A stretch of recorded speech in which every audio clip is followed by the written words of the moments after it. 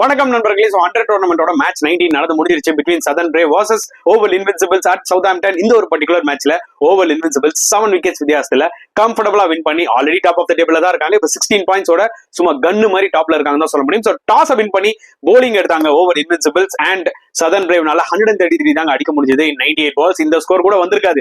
ஒரு ஸ்டேஜ்ல பாத்தீங்கன்னா அவங்க 46 for 7 அங்க இருந்து கார்ட்ரைட்டும் சரி தாம்சனும் ஒரு நல்ல பார்ட்னர்ஷிப் போட்டாங்க. அதனால தான் 133 வர முடிஞ்சது. கார்ட்ரைட் ஒரு நல்ல 42 அடிச்சாரு, தாம்சன் ஒரு யூஸ்ஃபுல் 24 அடிச்சாரு. ஒரு பக்கம் ஓவலோட போலிங் எடுத்தீங்கன்னா அவுட்ஸ்டாண்டிங் போலர்ஸ்ங்க. இந்த சீசன் ஃபுல்லாவே பாத்தீங்கன்னா அவங்க பேட்டிங் மட்டும் இல்ல, அவங்க போலிங் மிகப்பெரிய ஒரு பிளஸ்ஸா வந்து அமைஞ்சிருக்கு. Once again band of new பால்ல சூப்பரா போட்டு 2 விக்கெட் எடுத்தாரு. சாம் கரன் நான் சொல்லியிருக்கேன் அவரோட ஸ்லோ டெலிவரிஸ் எல்லாம் சாப்பிட்டு சாயங்காலமா வருது.